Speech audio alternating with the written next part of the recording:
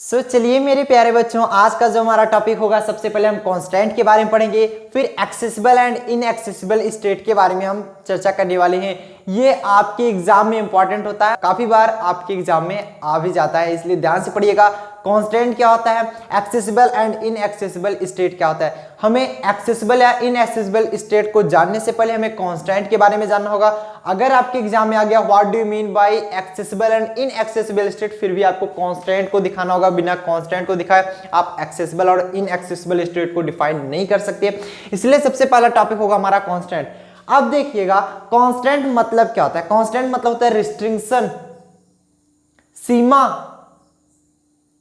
अब इसमें से किसी का नाम हो तो वो बात अलग है। मान लीजिए कांस्टेंट मतलब क्या है, सीमा, रुकावट। मतलब जैसे आपको अगर कह दिया जाए कि आपको इसी रूम तक रहना है, ये आपकी सीमा हो गई, ये आपका रिस्ट्रिक्शन हो गया, तो वही हमारा कांस्टेंट होता है।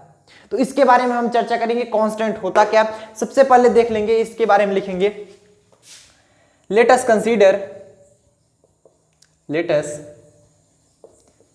Consider the distribution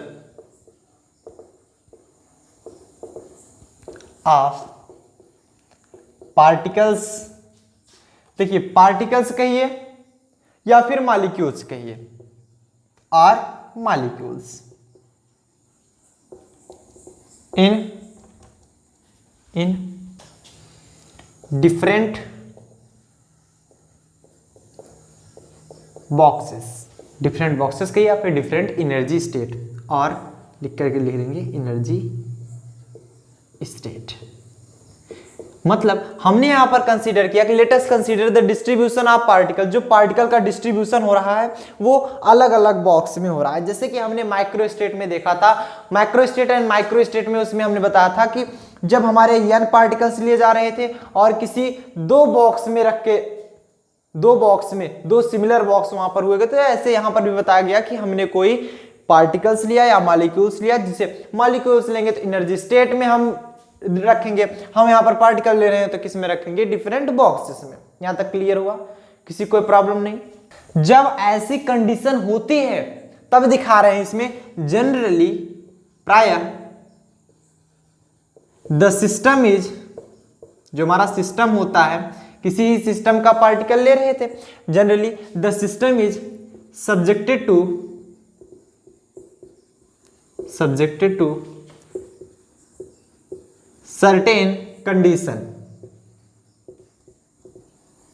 certain condition such as। इसका मतलब समझेंगे, हमने माना कोई डिस्ट्रीब्यूशन हो रहा है किसी भी पार्टिकल का किसी डिफरेंट बॉक्सेस में, तो जनरली प्रायः जो उस सिस्टम में सब्जेक्टेड टू, वो डिपेंड होता है सब्जेक्टेड टू सर्टेन कंडीशन। मतलब उसमें कुछ कंडीशंस फॉलो होती हैं और सर्टेन कंडीशंस है। जैसे कि फर्स्ट जो हमारी कंडीशन आती है, फर्स्ट कंडीशन बताया जाता है the number of particle of the system remains constant. Number of particle, वो पार्टिकल के नंबर्स जो होने चाहिए वो कांस्टेंट रहने चाहिए। ऐसा नहीं है कि आप पहले 5 पार्टिकल रख रहे हो, उसके बाद फिर डिस्ट्रीब्यूट हो रहा है, फिर 3 कर दे रहे हो, 2 कर दे रहे हो, फिर 4 कर दे रहे हो, ऐसा कुछ नहीं है। हमेशा कांस्टेंट होना चाहिए। आप माइक्रो स्टेट में पढ़ चुके हो, वहां पर जितने भी पार्टिकल लिए जा रहे थे वो कांस्टेंट। अगर आपके नंबर ऑफ पार्टिकल 4 लिए जा रहे थे तो पूरा डिस्ट्रीब्यूशन आप 4 पार्टिकल का ही करते थे। तो यहां पर बताओगे द नंबर ऑफ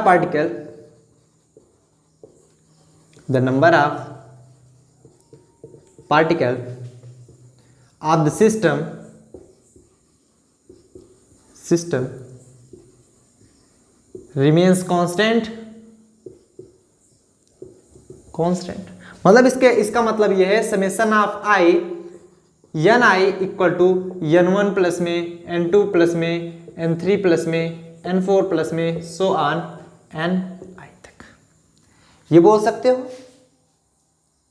और ये जो होगा समेशन ऑफ एन आई, ये हमारा कैपिटल एन के बराबर, अगर हम मान लें total number of particle capital N है, जो कि हमारा n1 n2 n3 n4। जैसे मान लो हमने यहां पर रखा क्या था, एक बार मान लो इसमें 4 रखे थे, इसमें 0, जब नंबर ऑफ पार्टिकल हमारा 4 था, टोटल नंबर ऑफ पार्टिकल 4 था, तो ये 1 2 3 4 पार्टिकल के योग के बराबर होगा।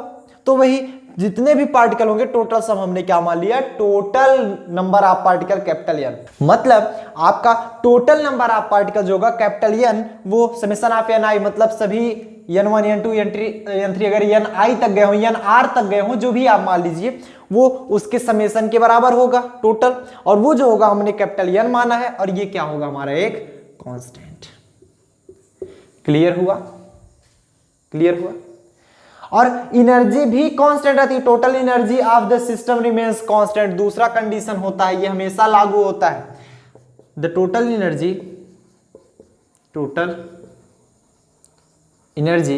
Capital E of the system remains constant. ठीक, मतलब हमने बताया कि जब हम डिस्ट्रीब्यूशन करते हैं तो वहां पर दो ऐसी कंडीशंस होनी चाहिए जो 100% फॉलो होती है। Total number of particle constant होने चाहिए, नंबर ऑफ पार्टिकल सभी नंबर का योग हम समेशन ऑफ एन आई लिखेंगे, अगर हम एन आर लिखो तो समेशन ऑफ एन आर लिखते हैं, आई तक हमने टर्म ले गए, वही चीज लिखा, तो वो क्या होना चाहिए, कांस्टेंट होना चाहिए। और फिर उसके बाद बताया जा रहा total energy of the system remains constant, total energy भी कांस्टेंट होती है, ऐसा नहीं कि पहले दूसरी एनर्जी थी बाद में दूसरा एनर्जी हो गया। ये नंबर ऑफ पार्टिकल्स हम रखते हैं जब हम पार्टिकल्स रखते हैं, फिर मॉलिक्यूल्स रखते हैं जब हम एनर्जी स्टेट में, तो वहां पर बताया जाता है एनर्जी स्टेट आपका कांस्टेंट रहना चाहिए एनर्जी, ऐसा नहीं कि उसमें आपकी एनर्जी चेंज होती रहे। तो मतलब आप बताओगे क्या, अगर आपको दे दिया जाए यहां पर दो कंपार्टमेंट हैं, ठीक, इसमें n1 है, इसमें n2 है, इसके लिए E1 है, इसके लिए E2 एनर्जी, तो टोटल एनर्जी इसके लिए क्या होगी, n1 पार्टिकल के लिए total energy n1 E1, n2 particle के लिए n2 E2 टोटल एनर्जी, मतलब नंबर ऑफ पार्टिकल मल्टीप्लाई में एनर्जी उसकी टोटल एनर्जी आएगी। अगर समझो ध्यान से, मान लो यहां पर एक रूम है, एक सिंपल सा एग्जांपल समझो, मान लो रूम है, इसमें एक ही बंदा खड़ा है, एक ही बंदा खड़ा है, ठीक, और इसका जो दरवाजा है वो लॉक कर दिया गया, लॉक कर दिया गया। अब इसको तोड़ के जाना है, इसको तोड़ के जाना है, और एक दूसरा रूम है, एक दूसरा रूम है जिसमें कई सारे मनुष्य हैं, जिसमें कई लोग हैं, ठीक, बहुत लोग हैं, मान लो 10-15 लोग हैं, 5 लोग, 6 लोग, जितने भी हैं, ठीक। तो अब यहां पर दरवाजा बंद कर दिया गया, इसको तोड़ के निकलना है इनको, तो किसके पास एनर्जी ज्यादा होगी, इनके पास। तो इनका टोटल नंबर कितना नंबर है, 1 2 3 4 5 6 लोग हैं, तो 6 मल्टीप्लाई मान लिया एनर्जी है 6E होगा, इसमें 1 लोग है तो 1E होगा। मतलब टोटल एनर्जी इनकी बात करें, 1 लोग कितनी एनर्जी इस पर लगाएंगे, इसमें 6 लोग एनर्जी लगा रहे, तो वैसे नंबर ऑफ पार्टिकल n1 है, एनर्जी E1 है यहां पर, तो टोटल एनर्जी n1 E1 हो जाएगी। समझ में आया? तो यहां पर जो टोटल एनर्जी लिखेंगे summation of I NI EI equal to n1 E1 plus में n2 E2 प्लस में n3 E3, एप्सिलॉन E है, प्लस में सो ऑन NI EI। ये क्या होगा हमारा, कैपिटल E के बराबर होगा, और कैपिटल E क्या होगा हमारा, एक कांस्टेंट। समझ पाए? अब देखो काफी बच्चे नहीं समझ पा रहे होंगे कि सर ये क्यों लिखा गया। देखो अगर हमारा मान लो 5 पार्टिकल लिए गए तो नंबर ऑफ पार्टिकल 5, 1 2 3 4, पहले वाले के लिए एनर्जी E1 है, दूसरे वाले के लिए एनर्जी E2 है, तीसरे वाले के लिए एनर्जी E3 है, सबके लिए एनर्जी अलग है। तो सभी का एनर्जी यदि हम कंबाइंड कर दें तो टोटल एनर्जी हमारी निकल जाएगी, इनका भी एनर्जी, इनका सभी का एनर्जी हमारा कैपिटल E के बराबर होगा, जो कि हमारा कांस्टेंट होगा। इससे कुछ मतलब नहीं, इससे मतलब है NI है, इसी को हम लिखते हैं NI EI। अगर ये R टर्म तक गया होता तो NR ER लिखते हैं। समेशन मतलब टोटल योग, ये तो सभी लोग जानते ही होंगे। सो यहां तक तो समझ में आया सबको। अगर हम दिखाना चाहें NI क्या है और EI क्या है बता सकते हो, लिखेंगे यहां पर where NI equal to number of particle in ith compartment, और ith कंपार्टमेंट लिखें या फिर फेज से लिखें। फेज सेल क्या होता है आप सभी जानते हो। फेज स्पेस लास्ट वीडियो में हमने बताया लास्ट के एक पहले वाले वीडियो में मैंने बताया, आई बटन में लिंक दिया जा रहा है, आप जाकर देख लीजिए। फेज सेल, फेज स्पेस वहां पर हमने बताया था, तो फेज स्पेस में आप जाएंगे तो वहां पर आपको क्लियर हो जाएगा। एन आई इक्वल क्या है, नंबर ऑफ पार्टिकल। देखो कंपार्टमेंट क्या है या फिर फेज सेल करें, बात एक ही है, कोई दिक्कत नहीं। ith कंपार्टमेंट के लिए नंबर ऑफ पार्टिकल है। मान लिया आपका कंपार्टमेंट हुआ ये फर्स्ट कंपार्टमेंट, ये सेकंड कंपार्टमेंट। फर्स्ट के लिए number of particle N1, second के लिए N2। तो वैसे आई कंपार्टमेंट के लिए अगर हम बात करें तो यहाँ पर नंबर ऑफ पार्टिकल Ni रखा गया है, तो ये ith कंपार्टमेंट का नंबर ऑफ पार्टिकल है। ठीक, अगर हम बात करें EI क्या है, energy of the particle in ith compartment. जो ith कंपार्टमेंट की जो एनर्जी है वो EI है और ith कंपार्टमेंट का पार्टिकल Ni है। समझ में आया, मतलब Ni जो है वो नंबर ऑफ पार्टिकल है ith कंपार्टमेंट के लिए और जो EI है वो उस पार्टिकल की एनर्जी है। बस इतना शो कर रहा है। क्लियर हुआ यहां तक? हमने क्या बताया, हमने डिस्ट्रीब्यूशन रखा किसी पार्टिकल को किसी डिफरेंट बॉक्सेस में, तो कुछ कंडीशंस जो होती हैं 100% फॉलो होती हैं। जैसे कि हमारा नंबर ऑफ पार्टिकल्स कांस्टेंट रहते हैं, ये सभी जानते हैं कि N1 N2 N3 total number of particle हमारे कांस्टेंट ऑलवेज रहेंगे। फिर उसकी एनर्जी भी ऑलवेज कांस्टेंट रहती है, तो कैपिटल E भी हमारी कांस्टेंट रहेगी। यहाँ पर Ni क्या है, number of particles in ith compartment, और EI क्या है, energy of particle in ith compartment. अगर Nr नहीं होते तो R कंपार्टमेंट। समझ में आ? क्लियर हो यहां तक? किसी को कोई प्रॉब्लम नहीं? समझ में आया? आगे क्या कह रहा है हमारा, तो आगे हम बताएंगे कि दीज बोथ कंडीशंस, ये जो दोनों कंडीशन है फर्स्ट एंड सेकंड की, मतलब टोटल नंबर ऑफ पार्टिकल हमारे कांस्टेंट रहते हैं and total number of energy या फिर टोटल अमाउंट ऑफ एनर्जी हमारी कांस्टेंट रहती है। The both conditions under which the particle of system are distributed in different boxes are called constant. मतलब इन दोनों कंडीशंस के साथ यदि किसी भी डिफरेंट बॉक्सेस में कोई पार्टिकल डिस्ट्रीब्यूट किया जाता है वो हमारा कांस्टेंट कहलाता है, वो हमारा कांस्टेंट कहलाता है। मतलब अगर ये दोनों कंडीशंस फॉलो कराकर ओबे करा करके तब यदि कोई पार्टिकल हमारा किसी बॉक्स में एनर्जी स्टेट में डिस्ट्रीब्यूट किया जाता है वो हमारा कांस्टेंट कहलाता है। Under both conditions the particles distributed in different box are different energy state are called constant. समझ में आया? मतलब हमने ये कहा कि जब total number of particles constant रहे और उसकी एनर्जी भी कांस्टेंट रहे, तब यदि हमारा कोई भी पार्टिकल किसी भी कंपार्टमेंट में या किसी भी बॉक्स में या किसी एनर्जी स्टेट में डिस्ट्रीब्यूट कराया जाता है तो वो कंडीशन हमारी कांस्टेंट कहलाती है। या फिर इसको दूसरे तरीके से कह सकते हैं सेट ऑफ कंडीशन। सेट का ऐसा कंडीशन, ये कंडीशन है, दोनों कंडीशंस को हम बोलेंगे set of condition. Or restriction, restriction मतलब क्या होता है, सीमा, रुकावट वहीं तक। जैसे हमने आपको बताया that must be obeyed by the system is called constant. मतलब यदि किसी सिस्टम के द्वारा ये दोनों कंडीशंस फॉलो कराए जाते हैं तो वो हमारा कांस्टेंट कहलाता है। मतलब हमें हमेशा समझिए कि यदि ये दोनों कंडीशंस फॉलो हो रही हैं तब यदि कोई भी एनर्जी स्टेट में पार्टिकल्स, या आप बता सकते हो किसी डिफरेंट बॉक्सेस में पार्टिकल डिस्ट्रीब्यूट करा जाते हैं, मॉलिक्यूल्स डिस्ट्रीब्यूट करा जाते हैं, तो वो हमारे किसके अंतर्गत आएंगे, कांस्टेंट कहलाएंगे। सो नोट डाउन करें फटाफट। अब हम चलते हैं कि हमारा एक्सेसिबल एंड इनएक्सेसिबल स्टेट क्या होता है। सो फटाफट से नोट डाउन कर लीजिए। अब हेडिंग डालेंगे accessible and inaccessible state. So आप देख लेंगे एक्सेसिबल स्टेट में, एक्सेसिबल स्टेट क्या होते हैं, the state which are allowed under given constant known as accessible state. जो आपको कांस्टेंट बताया गया, कांस्टेंट के कांस्टेंट नहीं, कांस्टेंट के बारे में बताया गया, अगर वो हमारा अलाउ करा, मतलब नंबर ऑफ पार्टिकल्स और एनर्जी स्टेट दो के दोनों कंडीशंस अलाउ कर रहे हैं, मतलब total number of particle and total number of total amount of energy भी हमारी क्या हो रही है, कांस्टेंट है। किसी भी कंपार्टमेंट के लिए जब हम डिस्ट्रीब्यूट करते हैं तो वो अगर फॉलो हो रहा है तो एक्सेसिबल स्टेट होगा, and the state which are not allowed under the given constant of the system are called inaccessible state. मतलब कांस्टेंट अगर फॉलो ना हो, मतलब वो दोनों कंडीशंस अगर फॉलो ना हो तब ये इनएक्सेसिबल स्टेट होगा, एंड दोनों कंडीशंस फॉलो हो क्या हो जाएगा हमारा एक्सेसिबल स्टेट होगा।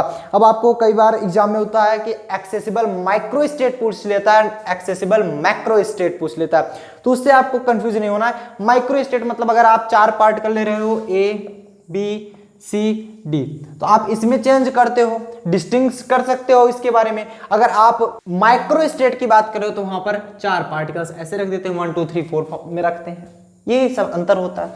तो स्टेट समझिए, micro state and macro state आप अपने आप निकाल पाओगे। अब हम समझते हैं फॉर एग्जाम्पल के लिए सपोज वी हैव 4 पार्टिकल, लिखेंगे suppose we have 4 particles and, और हम उसे डिस्ट्रीब्यूट करना चाहते हैं, and we want to distribute in 2 alike box. Alike मतलब समझते हो, सिमिलर बॉक्स बोल सकते हैं, अलाइक कहिए या फिर similar box, 2 similar boxes, similar boxes.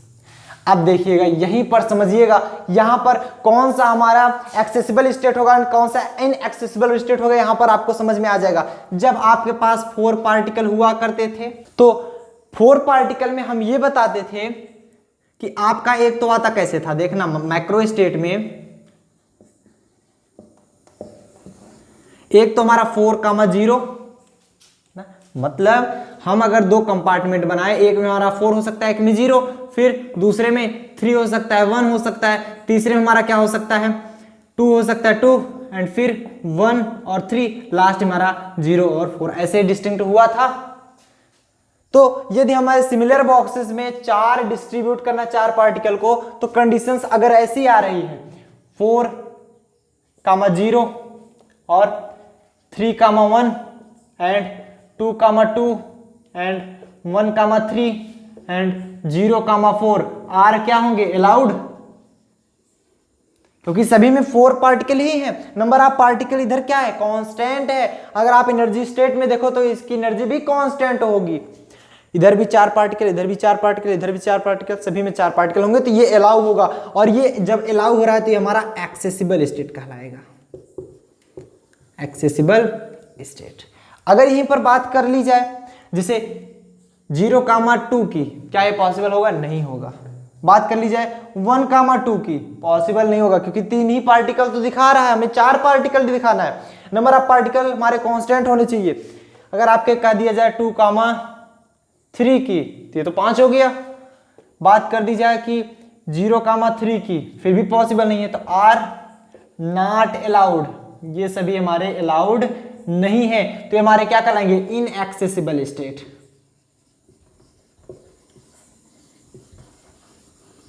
ठीक, ऐसा स्टेट जिसमें total number of particles constant रहे। इसमें देख रहे हैं total number of particle constant, इसमें कोई पार्टिकल नहीं है, इसमें 4 पार्टिकल, 3 1 4 2 2 4 1 3 4 0 4 4 होता ही है। ठीक, 4 के बाद 4, वाह सर वाह। अब देखो नीचे क्या दिया गया, इसमें 0 2 2 पार्टिकल, इसमें 3 पार्टिकल, इसमें 5 पार्टिकल, इसमें 3 पार्टिकल, तो ये स्टेट अलाउ ही नहीं है। मतलब 4 पार्टिकल के लिए हम डिस्ट्रीब्यूट कर रहे हैं, तो टोटल नंबर ऑफ पार्टिकल्स हमारे जितने भी स्टेट आने चाहिए 4 ही आने चाहिए, सभी में total number of particles constant होनी चाहिए एंड टोटल एनर्जी स्टेट भी कांस्टेंट होनी चाहिए, तो वो हमारा एक्सेसिबल स्टेट होगा। एंड अगर नहीं हो रहा है, मतलब कांस्टेंट का नियम का फॉलो नहीं कर रहा है, तो वो हमारा इनएक्सेसिबल स्टेट होगा। सो फटाफट नोट डाउन कीजिए, उम्मीद करते हैं आपको यहां तक एकदम क्लियर समझ में आ गया। नोट डाउन कर लीजिए फटाफट से। तो यहां पर अगर हम कोई कांस्टेंट रख दें, फर्स्ट पॉइंट में दिखा देंगे कि कांस्टेंट नंबर फर्स्ट हम रख रहे हैं, यहां पर कोई कांस्टेंट रख रहे हैं, कांस्टेंट फर्स्ट कांस्टेंट में हमने रखा क्या, आप ऐसे कई कांस्टेंट रख सकते हो, ये कंडीशन तो बता ही जा रही है कि if there are no compartment, no empty compartment, empty compartment for 4 particles. 4 particles. What is microstate and macrostate? अगर कह दिया गया कंडीशन माइक्रोस्टेट एंड माइक्रोस्टेट, क्या होगा, कैसे निकाल लोगे? कितने होंगे माइक्रोस्टेट एंड कितने मैक्रोस्टेट होंगे? तो आप जानते हो कि 4 पार्टिकल के लिए जब आप 4 रखते हो तो यहां पर मैक्रोस्टेट कितना निकलता था? मैक्रोस्टेट इक्वल टू n+1, मतलब 4 + 1 कितना आता था? 5। और कौन कौन से आते थे? 0,4, 1,3, 2,2, 3,1, 4,0, 1 2 3 4 5 ये निकल के आता था। बट अगर हम माइक्रोस्टेट की बात करें, माइक्रोस्टेट यहां पर कितना आ जाता था? 2 की पावर n, मतलब 2 की पावर n की वैल्यू 4, मतलब यहां पर 16th वैल्यू आती थी। लेकिन उसमें जो पहली वैल्यू थी वो 4 पार्टिकल के लिए, अगर हम 4 पार्टिकल ले लें A, B, C और D, तो चारों पार्टिकल के लिए अगर रखा जाए तो A, B, C, D, एक में हो जाएगा A B C D। तो ऐसा हमने कंपार्टमेंट रखा था, तो एक में हमने A B C D पूरा रख दिया था, एक में 0 रख दिया था। ऐसे हो फिर 1 3 2 2 3 1 में हमने डिवाइड किया था। इसके 4 मिले थे, इसके 4, इसके 6 मिले थे, तो 4 4 8, 8 6 14, 15 1 16। लास्ट में हमारा क्या मिला था? 0 A B C D। तो यहां पर ये और ये एग्जिस्ट नहीं करेगा, और ये एग्जिस्ट नहीं करेगा, नॉट एग्जिस्ट, नॉट एग्जिस्ट। ये भी हमारा नॉट एग्जिस्ट। इसका अगर आपको नोट्स चाहिए तो डिस्क्रिप्शन बॉक्स में मिल जाएगा क्लियर, उसमें सब कुछ पॉइंट्स नोट होंगे, ठीक। और ये भी हमारा नॉट एग्जिस्ट होगा, ये सभी एग्जिस्ट करेंगे, जितने भी बीच में आएंगे ये सभी एग्जिस्ट करेंगे, बट ये नॉट एग्जिस्ट। ऐसा क्यों होगा बताओगे? ये भी हमारा नॉट एग्जिस्ट, क्योंकि यहां पर कंडीशन कर रहा है कि नो एनी कंपार्टमेंट एम्प्टी, कोई भी एम्प्टी कंपार्टमेंट नहीं होना चाहिए। यहां पर देख रहे हो एक कंपार्टमेंट एम्प्टी है, मतलब कोई बॉक्स ले रहे हैं, 2 सिमिलर बॉक्स, एक में 0 एक में 4 पार्टिकल रख दे रहे हो, तो ये होल्ड नहीं करेगा। मतलब यहां पर मिलेगा हमारा number of macrostate equal to 3। कौन कौन सा? 1,3, 2,2 एंड 3,1। बाकी ये और ये तो एग्जिस्ट नहीं करेगा। एंड माइक्रोस्टेट कितना मिल जाएगा? Number of microstate is equal to, ये 1 और 2 एग्जिस्ट नहीं करा, टोटल नंबर ऑफ माइक्रोस्टेट 16 है, 2 एग्जिस्ट नहीं करा है, वो कितना आ गया हमारा? 14। सो यहां तक नोट डाउन करिए, फटाफट से नोट डाउन करिए। अगर आपको दूसरा कांस्टेंट दे दिया कुछ ऐसा, मान लो आपको जब आएगा पेपर में तो आपको ये सब करके दिखाना पड़ेगा, अगर आपको लॉन्ग में आएगा। वैसे इसको पढ़ने की जरूरत है नहीं, सिर्फ समझना है आपको। ये ऑब्जेक्टिव क्वेश्चन से पूछे जाते हैं कि यदि आपका कांस्टेंट है, मान लीजिए कह दिया गया if there are no any empty compartment then number of microstate, क्या बताओगे? 4 के लिए, 5 थोड़ी बताओगे, 3 आएगा। ये आपको ऑब्जेक्टिव क्वेश्चन में काम देगा, अगर आपका ऑब्जेक्टिव क्वेश्चन है। रिटन पेपर में ये नहीं लिखना है, रिटन पेपर में वहीं पर एक्सेसिबल और इनएक्सेसिबल तक लिख के छोड़ देना है बस। और एक एग्जांपल जो हमने लास्ट में दिखाया था, ये सब चीजें आपको ऑब्जेक्टिव क्वेश्चन पूछी जाती है। कांस्टेंट सेकंड क्या है आपका? If indistinguishable,